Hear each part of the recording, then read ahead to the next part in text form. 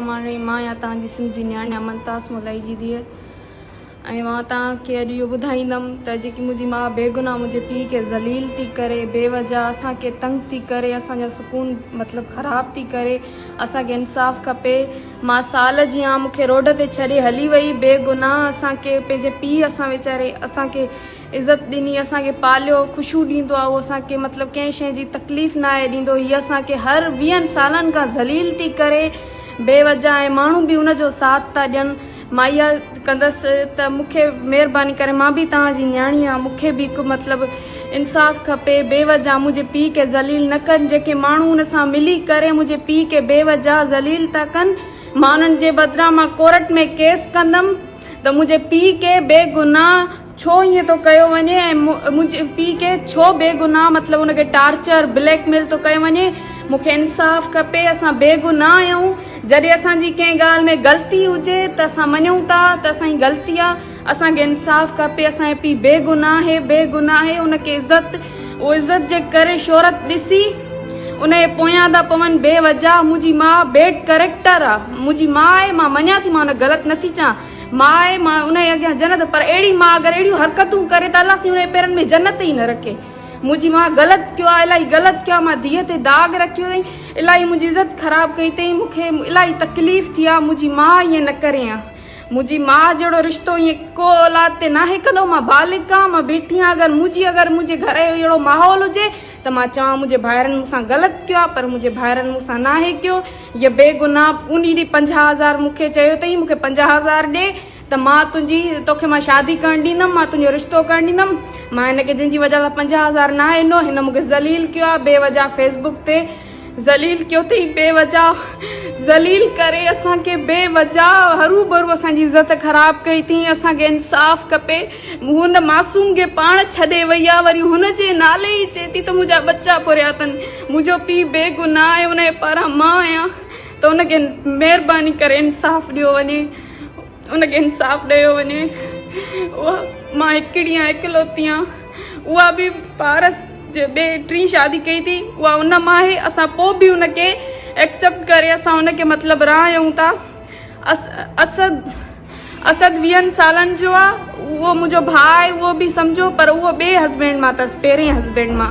हे टे हस्बैंड मां अथसि, मां इकलौती आहियां, जंहिंजे करे असांखे बेगुनाह ज़लील थो कयो वञे। हीअ औरत हरू भरू बेवजह असांजे पोयां पई आहे। मां थोरो बीमार थी पई हुयमि, जंहिंजी वजह सां मूंखे बेगुनाह ज़लील कयो वियो। मां न्याणी पाक साफ़, असां कॾहिं दरवाज़ो बि क्रॉस नाहे कयो, जंहिंजी वजह सां असांखे बेगुनाह ज़लील कयो वियो आहे। असांखे इंसाफ़ खपे।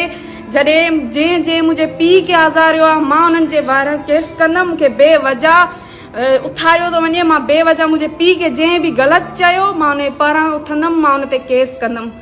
मुंहिंजी माउ आहे, मां मञा थी, माउ जहिड़ो रिश्तो आहे, मां हुनखे ग़लति नथी चवां, पर वाक़ई उहा जॾहिं ग़लति आहे त ग़लति आहे। हुन असां न्याणी खे जंहिं ग़लति कयो आहे त उहा वाक़ई में असां मां उन्हनि जे अखियुनि सां गुनाह बि ॾिसां थी, पोइ बि असां कंहिंखे नथा शेयर कयूं। हीअ असांजा बेगुनाह बि शेयर थी कंदी वठे।